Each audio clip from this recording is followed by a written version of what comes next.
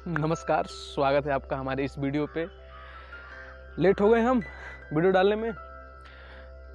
हम एक टॉपिक सोच रहे थे कि किस टॉपिक पर अब वीडियो बनाया जाए, क्योंकि टॉपिक सब मैं कवर कर रहा हूँ। मैं ज़्यादातर हिस्ट्री और फैक्ट के टॉपिक पे ध्यान दे रहा हूँ।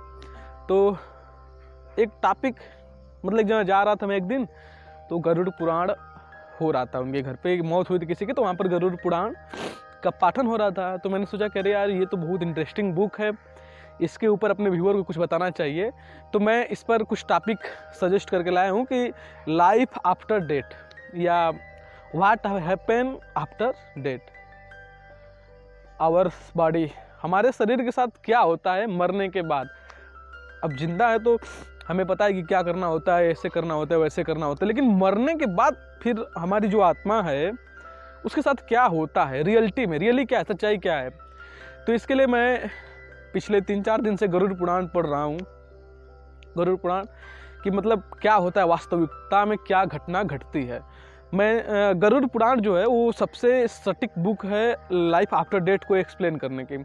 बाकी सभी बुक हैं इस्लाम धर्म में, क्रिश्चियंस में बहुत से बुक है, लेकिन गरुड़ पुराण को ऑक्सफोर्ड से लेकर के BHU से लेकर के बहुत सारी यूनिवर्सिटियों ने मोहर मार कर दिया है कि भैया ये सबसे सच्ची और सबसे पुरानी लगती है। उसके आधार पर हम आपको विस्तार से वर्णन करके बताएंगे कि what happen after life death with our body, मरने के बाद हमारे शरीर के साथ क्या होता है, हमारी आत्मा के साथ क्या होता है, वो कहाँ जाती है, क्या करती है, भूत प्रेत आदि सब क्या होते हैं रियलिटी। गरुड़ पुराण में पढ़ रहा था, तो उसका जो प्रथम फर्स्ट चैप्टर है, कितने लोग कहेंगे अरे गरुड़ पुराण इस तरह नहीं पढ़ा जाता है, तो मैं आपको बता दूं कि गरुड़ पुराण के पहले पृष्ठ पर लिखा है कि गरुड़ पुराण पढ़ने से आपकी सारी मनोकामनाएं पूर्ण होती हैं और आपको अच्छे आचरण और कर्म करने का सद्बुद्धि प्राप्त होता है। इसे आप एनी टाइम पढ़ सकते हैं, बस आपको पढ़ने का तरीका अच्छा होना चाहिए, शुद्ध मन से इसे पढ़िए। इसका लक्ष्य आपका सुधरना चाहिए। एनी टाइम पढ़ सकते हैं, ये नहीं कि मरने के बाद ही गरुड़ पुराण पढ़ रहे हैं, एनी टाइम पढ़ सकते हैं। ये आपको प्ले स्टोर पे मुफ्त इसका किताब मिल जाएगा, आप खरीद लीजिएगा। ये तो हो सकता है, तो मैं लिंक उसका अपने वीडियो के डिस्क्रिप्शन में नीचे डाल दूंगा। चलिए शुरू करते हैं। गरुड़ पुराण, गरुड़ भगवान विष्णु के पक्षी। अब जानते हो कि भगवान विष्णु के जो वाहन है वो है गरुड़। तो गरुड़ जी भगवान विष्णु से पूछते हैं कि प्रभु, मृत्यु क्या होती है, मृत्यु कैसे होती है, और मरने के बाद आत्मा का यात्रा कैसे करते हैं, आत्मा क्या होता है।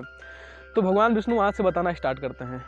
विष्णु जी का यह ऋषि कश्यप जी ने इसे लिखा है, एकदम भगवान की वाणी को लिखे हैं। अब रियलिटी जो भी हो, लेकिन मुझे विश्वास है, बाकी आप लोग को भी विश्वास रखना चाहिए कि भगवान विष्णु ही अब बोल रहे हैं, वह वास्तविकता में यही घटती है। क्या होता है ना कि मृत्यु 3 प्रकार की होती है। मृत्यु कई प्रकार की होती है, लेकिन मुख्य रूप से 3 प्रकार की होती है। पहला होता है आकस्मिक मृत्यु, मतलब आप कहीं गाड़ी से जा रहे हैं और एकाएक गाड़ी वाला आपको धक्का दे दे, उसे आकस्मिक मृत्यु कहते हैं। दूसरा होता है आत्महत्या, आप जानबूझकर किसी चीज़ से निराश हो गए हैं तो आप जानबूझ करके अपनी हत्या कर रहे हैं, उसे आत्महत्या कहते हैं। और तीसरा होता है अद्वैत मृत्यु, अर्थात प्राकृतिक मृत्यु, मतलब 70 साल 80 साल तक जी लिए आप, और एकाएक आप बुजुर्ग हो चुके हैं, सारा जीवन का सुख भोग विलास भोग चुके हैं, कर्म कर चुके हैं अच्छे बुरे, उसके बाद आपकी मृत्यु अंतिम समय में होती है, तो उसे अद्वैत मृत्यु कहा जाता है, प्राकृतिक मृत्यु कहा जाता है। तो इसमें सबसे जो खतरनाक मृत्यु है वो आत्महत्या वाला है, ये सबसे खतरनाक मृत्यु है। और इसके बाद ये आता है आकस्मिक मृत्यु, उसके बाद प्राकृतिक मृत्यु। प्राकृतिक मृत्यु तो नेचुरली होती है।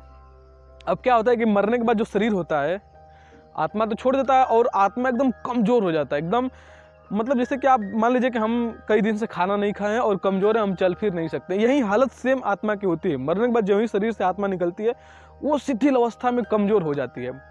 इसीलिए पिंडदान किया जाता है। पिंडदान का मतलब कि पानी दिया जाता है, जा करके घंट बांध करके वृक्ष में। आप लोग में से कितने लोग तो जानते होंगे कि पानी दिया जाता है। तो पानी दे करके क्या होता है रियलिटी में, शरीर को ऊर्जा मिलती है, एनर्जी मिलती है। जैसे हम लोग भूखे हैं, पानी पी लिए, खाना खा लिए, तो ऊर्जा आ जाती है शरीर में ना, फिर टाइट हो जाते हैं फिट आराम से। उसी तरह से शरीर का भी एनर्जी का भी, आत्मा का भी वही कारण है। उन्हें 13 दिन तक पिंडदान किया जाता है, तब जाके उन्हें ऊर्जा मिलती है। अब क्या होता है कि 46,000 योजन की यात्रा उन्हें तय करनी होती है और 46 से 47 दिन लगता है एक आत्मा को दूसरे आत्मा या दूसरे शरीर को धारण करने में। ये 47 दिन की यात्रा टोटल होती है। 47 दिन के बाद 48वें दिन वो आत्मा दूसरे शरीर में अपना प्रवेश कर लेती है। अब अगर आपके अच्छे कर्म हो तभी, और आत्महत्या किए हो तो उसका अलग है, उसका भी आपको विस्तार से समझाऊंगा। तो आप मर गए, मरने के बाद 13 दिन तक शरीर, आत्मा जो होती है, मरने के तुरंत बाद जो बॉडी होती है, जो शरीर होता है, उसे अकेला नहीं छोड़ा जाता है। क्यों? क्योंकि जो आत्मा होती है वो खोजती रहती है अपने परिवारजन को कि कहाँ है वो, कैसे है, हो सकता है वापस फिर उसी में समा जाए या कुछ हो जाए। तो इसीलिए वहाँ पर अगरबत्ती जलाया जाता है, क्योंकि शरीर से दुर्गंध आती रहती है। अगरबत्ती जला करके एक व्यक्ति वहाँ पर बैठा रहता है, कम से कम एक व्यक्ति बैठा रहता है, और वो आत्मा जो होती है वो पूरे अपने परिवार को देखती है, चिल्लाती रहती है, बुलाती रहती है कि मतलब मैं यहाँ हूँ, उधर कहाँ देख रहे हो, लेकिन कोई सुनता नहीं, क्योंकि भाई मर चुके हैं। उसके बाद पिंडदान की प्रक्रिया स्टार्ट होती है। तो जिस तरह से आप पिंडदान करेंगे उसी गति से आत्मा अपना योजन जो है 46,000 योजन की यात्रा उसे तय करती है। 13 दिन के बाद बचा 34 दिन। तो 34 दिन में आपको अगला यात्रा जो पृथ्वी से बाहर चली जाती है। 1 योजन बराबर 1000 स्क्वायर किलोमीटर होता है। ध्यान दीजिएगा, 1 योजन बराबर 1000 स्क्वायर किलोमीटर, और तय करना कितना होता है? 46,000 योजन। बहुत दूर यमलोक के साइड तक जाना है। बीच बीच में आपको अगर अच्छे कर्म नहीं है, बुरे कर्म हैं, तो आपको यातनाएं दी जाती है। अच्छे कर्म है तो डायरेक्ट यमराज अपना दूत भेजेंगे और वाहन में बैठ के फर्स्ट क्लास से जाएंगे, अगर अच्छे कर्म किए हैं तब। और बुरे कर्म किए हैं तो जिस तरह से आपके घर पिंडदान हो रहा है, नहीं हो रहा है पिंडदान, तो आप इसी पृथ्वीलोक पर फंसे रह जाएंगे। अगर पिंडदान हो रहा है तो आप जाएंगे और प्रताड़ित होते हुए जाएंगे। क्या होता है कि जब आप 45 दिन की यात्रा समाप्त कर लेते हैं और जब 1000 योजन बचा रहता है, उस टाइम पे बैतरणी नदी नाम की एक नदी बहती है।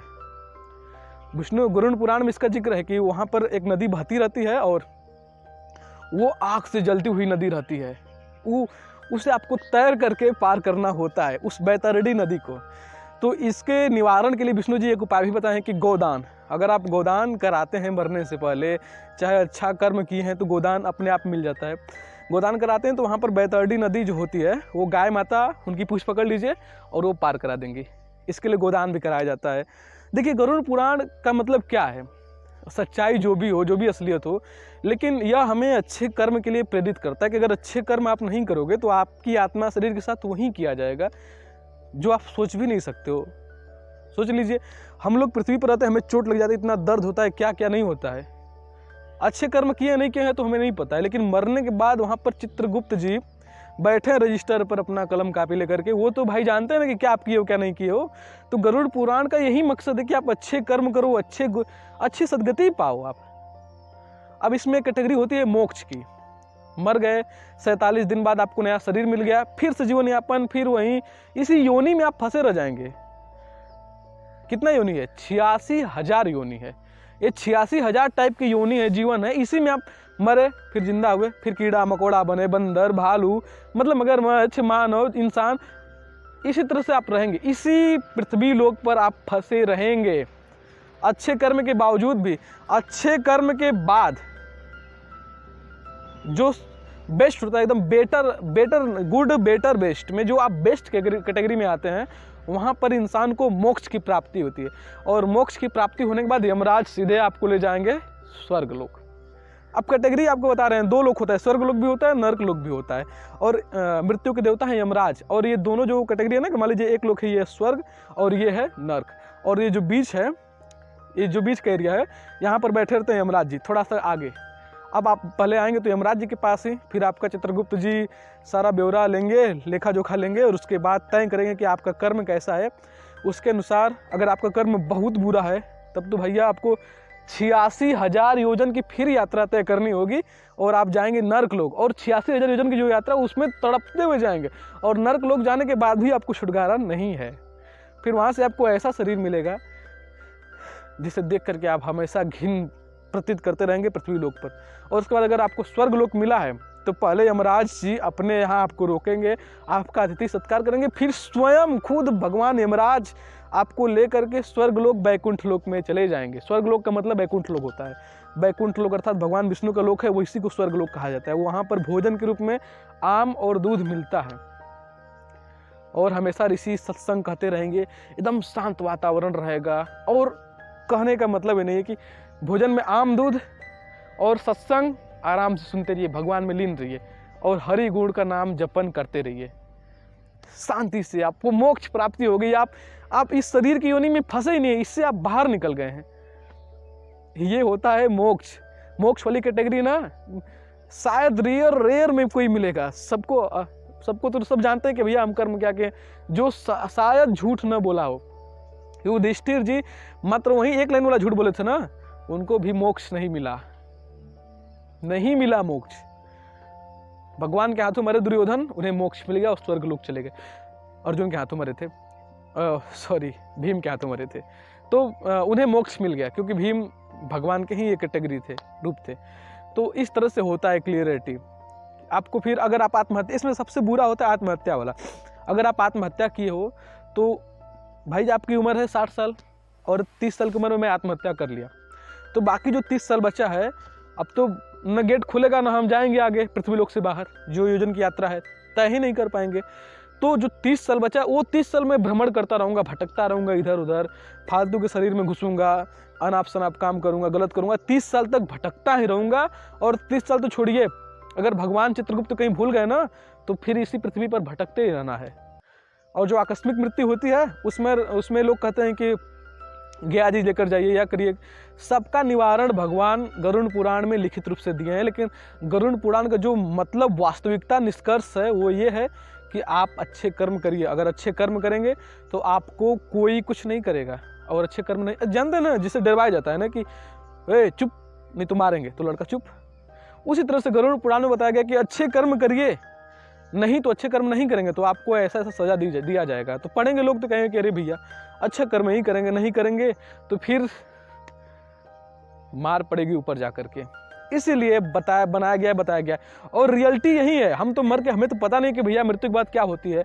उतने साल 5000 वर्ष पुरानी पुस्तकें लिखित आ रही हैं रूप से, तो लोग गलत तो लिखेंगे नहीं, चाहे कोई भी पुस्तक हो। ये जिक्र स्वर्ग नर्क का, मृत्यु के बाद क्या होता है, पुनर्जन्म का, ये सभी धर्मों में आपको मिलेगा।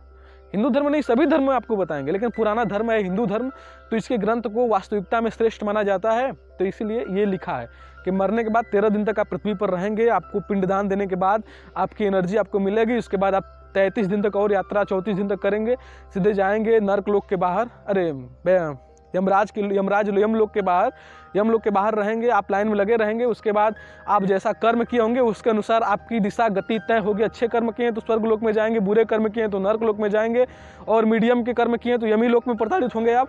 उसके बाद आपको 48वें दिन नया शरीर मिल जाता है। जो एक दिन बता रहा हूँ मैं, या जैसे ना कि 1 मिनट होता है टाइम, जो हम लोग के यहाँ जो टाइम चलता है, तो भगवान विष्णु बताएं कि इंसान जो समय व्यतीत करते हैं उसका नगण्य, अर्थात उसका अति कोशिन कालिरत्रिन का मतलब होता है कि 0.0.3333 माइनस में बता रहा हूँ मैं आपको, उतना समय के स्पीड से वो चलता है हम लोग के टाइम से बाहर। मतलब जो इंसान जहाँ तक पहुँच सकते हैं, अगर उसको छोड़ दिया जाए बाकी जहाँ पे भगवान है, तो भगवान के पास 1 सेकेंड जो होता है वो लगभग 3333 दिन के बराबर होता है 1 सेकेंड। तो जोड़ लीजिए 47 दिन तक तो आप यात्रा करेंगे ही करेंगे। और जो 48वां दिन होता है, मतलब एक ही दिन में हो गया, और एक ही सेकंड में आपका हो गया 3333 दिन। तो जोड़ लीजिए एक दिन 24 घंटा में कितना दिन हो गया, तो उसके अनुसार आप जोड़ लीजिए कि जो 47 से 48वां दिन आता है उसमें आपको नया शरीर मिल जाता है। तो अच्छे कर्म किए हैं तो आपको कुछ दिन तक यमलोक में रखा जाएगा, और थोड़ा अच्छे कर्म किए तो थोड़ा कुछ दिन बैकुंठ लोक में रहेंगे, फिर आपको नया शरीर मिल जाएगा। लेकिन अगर आपको मोक्ष की प्राप्ति हो गई है तो आप कहीं नहीं जाएंगे, बैकुंठ लोक में ही आपका वास हो जाएगा, और आप वहीं पर भगवान के चरणों में पड़े रहेंगे। साक्षात भगवान का दर्शन होगा। भगवान विष्णु जी अपनी जबान से यह चीज़ बताए हैं, स्वयं विष्णु और गरुड़ भगवान को बताएं ये चीज़, भगवान विष्णु। मोक्ष कैसे मिलेगा? आप अच्छे कर्म करिए, न किसी को प्रताड़ित करिए, और आपके द्वारा किसी का भला ही हो, ये प्रयास में लगे रहिए। संभव तो नहीं है, लेकिन प्रयास करने में कोई जायज नहीं है, इस हिसाब से होता है। तो ये मृत्यु के बाद शरीर का यही होता है। अब मिलते हैं आपसे नेक्स्ट वीडियो में, तब तक के लिए धन्यवाद। और हाँ, प्लीज़ वीडियो को लाइक कीजिए। और मैं साधु संतों की तरह तो आपको नहीं बता पाया हूँगा, लेकिन अगर जरा सा भी आपको पसंद है तो प्लीज़ वीडियो को शेयर कर दीजिए, और वीडियो को लाइक करना मत भूलिएगा, चैनल को सब्सक्राइब कर दीजिए। अगर कुछ गलत इन्फॉर्मेशन हो गया हो तो प्लीज़ कमेंट करके मुझे बता दीजिए, लेकिन मेरे हिसाब से सारे इन्फॉर्मेशन सही हैं। धन्यवाद।